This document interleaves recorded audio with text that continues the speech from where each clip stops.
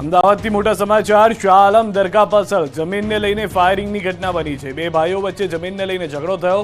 Councillor Taslim આલમનો ભાઈ lucky આલમે કર્યું firing. 3 થી 4 રાઉન્ડ ફાયરિંગ કરાયું। બહેરામપુરાના કાઉન્સિલર તસ્લીમ આલમ તિરમજી અને તેના પુત્રો પર ફાયરિંગ થયું। ઇજાગ્રસ્ત એલજી હોસ્પિટલ ખસેડાયા। ઈશાનપુર પોલીસ ઘટના સ્થળે પહોંચી છે। ઈશાનપુર પોલીસ ઘટના સ્થળે પહોંચી તપાસ શરૂ કરી ચૂકી છે। હાલના જે દ્રશ્યો જોઈ રહ્યા છો જેમાં ફાયરિંગ થયું હોવાની પણ જાણકારી છે। પહેલા જમીનના મુદ્દેને વિવાદ થયો હતો ને ત્યારબાદ આ ઘટના ઘટી હોવાની જાણકારી છે। વધુ માહિતી ન્યૂઝ 18 સમાચાર ઋત્વિજ પાસેથી મેળવીશું। ઋત્વિજ, સમગ્ર ઘટના શું છે? હાલમાં વધુ શું અપડેટ? જે ફાયરિંગની ઘટના બની હતી ત્યારબાદ તુરંત જ પોલીસને આ સમગ્ર ઘટનાની જાણ થતા પોલીસ ઘટના સ્થળ પર પહોંચી ગઈ હતી અને હાલ પરિસ્થિતિ પર કાબુ મેળવી લેવામાં આવ્યો છે અને હાલ પોલીસ કાફલો ઘટના સ્થળ પર છે। પરંતુ જે પ્રકારે મળતી માહિતી પ્રમાણે જે જમીનની મેટર હતી કે જમીનની અદાવતમાં લઈને ફાયરિંગની ઘટના થઈ છે અને જે 3 થી 4 રાઉન્ડ ફાયરિંગ થયું હોવાની હાલમાં આશંકા છે। પરંતુ પોલીસ દ્વારા હાલમાં આ સમગ્ર મામલે તપાસ પણ કરવામાં આવી રહી છે કે હકીકતમાં કેટલા રાઉન્ડ ફાયરિંગ કરવામાં આવી રહ્યું છે। જો કે મહત્વની બાબત તો એ છે કે જ્યારે આ ઘટના બની હતી તે ઘટનામાં મારામારીની અંદર એક વ્યક્તિ છે તેને ઈજા પણ પહોંચી હતી। તેને તાત્કાલિક સારવાર માટે હોસ્પિટલ ખસેડવામાં આવ્યો છે અને હાલમાં ઉચ્ચ પોલીસ અધિકારીઓ ઘટના સ્થળ પર પહોંચીને સમગ્ર પરિસ્થિતિ પર કાબુ મેળવ્યો છે। વિવાદ શું રહ્યો હતો ઋત્વિજ, સૌથી વધારે મહત્વનો, જેના કારણે ફાયરિંગ સુધી મુદ્દો પહોંચી ગયો?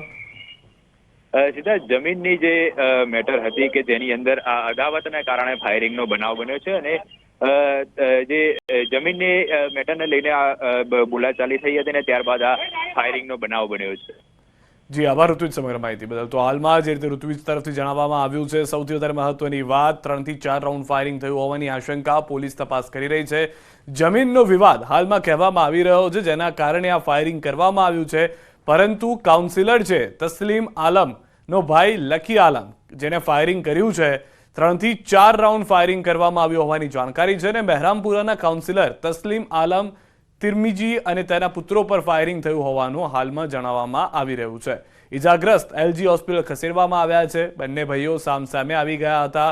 ભાઈઓ વચ્ચે ફાયરિંગ થયું હોવાની જાણકારી છે, જેમાં બે ભાઈમાંથી એક ભાઈ કે જે કોર્પોરેટરનો ભાઈ છે તેણે ફાયરિંગ કર્યું। કોર્પોરેટરના પુત્ર અને કોર્પોરેટરને સારવાર માટે હોસ્પિટલમાં ખસેડવામાં આવ્યા છે।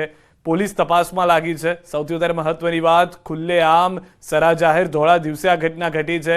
દરગાહ જે આવેલી છે શાહ આલમની દરગાહ, તેની પાછળ આ ઘટના ઘટી હોવાની જાણકારી હાલમાં મળી રહી છે। તો અમદાવાદ શાહ આલમ દરગાહ પાછળ જમીન વિવાદને લઈને સમગ્ર મામલો જે છે તે હાલમાં પ્રકાશમાં આવ્યો છે। પોલીસ તપાસમાં જોતરાઈ છે અને સૌથી વધારે મહત્વની વાત, ખુલ્લેઆમ આ રીતે ફાયરિંગ કરવામાં આવ્યું। ત્યાં મોટી સંખ્યામાં સ્થાનિકો ઉપસ્થિત હતા, અન્ય લોકો ઉપસ્થિત હતા, છતાં પણ કાયદાનો ડર ન હોય તેમ કાયદો હાથમાં લેવામાં આવ્યો છે અને જે રીતે દ્રશ્યોમાં પણ આપ જોઈ રહ્યા છો, ખુરશીથી હુમલો કરવામાં આવે છે, પહેલા મારામારી કરવામાં આવે છે, બે ટોળા સામસામે થઈ જાય છે અને લોકો શાંત કરાવતા ત્યાં જોવા નથી મળતા। મામલો વધુ ઉગ્ર બની જતા ફાયરિંગ થયું હોવાની જાણકારી છે।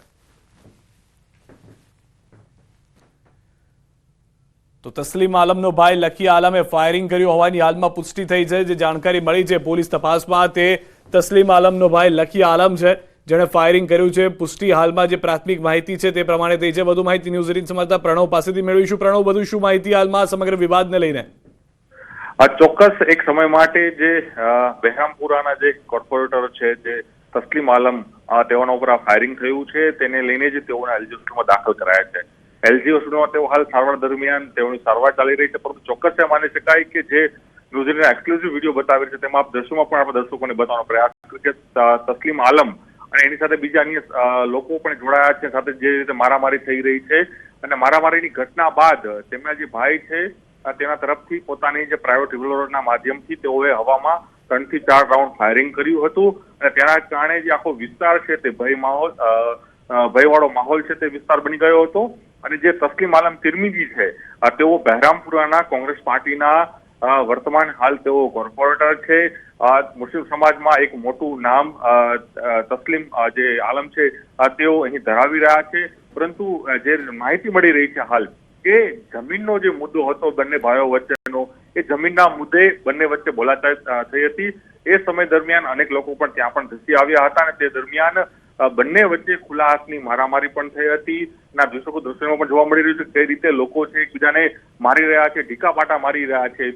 એ સમય દરમિયાન જ જે આ ઘટના બની છે તે દાણીલીમડા વિસ્તારની ઘટના છે. દાણીલીમડા વિસ્તારમાં જો ફેમસ જે શાહ-આલમ દરગાહ કહેવામાં આવે છે, જે મુસ્લિમ સમાજનું આસ્થાનું કેન્દ્ર છે, તેની આસપાસની જ વિસ્તારમાં આખી ઘટના બની હતી અને જમીનની અદાવતને લઈને આખું ફાયરિંગ થયું તે પ્રકારની હાલ સમાચાર પ્રાથમિક રીતે મળી રહ્યા છે. પરંતુ ચોક્કસ જે દ્રશ્યો જોવા મળી રહ્યા છે તેની અંદર બંને ભાઈઓ વચ્ચે ઝઘડો છે, રસ્તા ઉપર આવી ગયો હતો, મારામારીના દ્રશ્યો જોવા મળી રહ્યા છે, એકબીજાને મારી રહ્યા છે અને એક સમયે ગુસ્સામાં આવીને કહેવામાં આવી રહ્યું છે, જે પોલીસને હાલ તપાસમાં આવી રહ્યું છે કે તસ્લીમ આલમના જે ભાઈ છે તેના થકી જે લકી આલમ છે તેના તરફથી હવામાં 3 થી 4 રાઉન્ડ ફાયરિંગ કરવામાં આવ્યું, પરંતુ એ સમયે આખો જે માહોલ છે તે ભયનો માહોલ છે. પરંતુ હાલ સમગ્ર સ્થિતિ પર પોલીસનો કંટ્રોલ છે. પોલીસે એલજી હોસ્પિટલમાં જે તસ્લીમ આલમ છે તેના પુત્ર બંને લોકો દાખલ પણ થઈ ગયા છે અને ત્યારબાદ હવે વધુ તપાસ છે ઈસનપુર પોલીસ સ્ટેશન હાલ અહીં કરી રહી છે. આભાર પ્રણવ સમગ્ર માહિતી બદલ.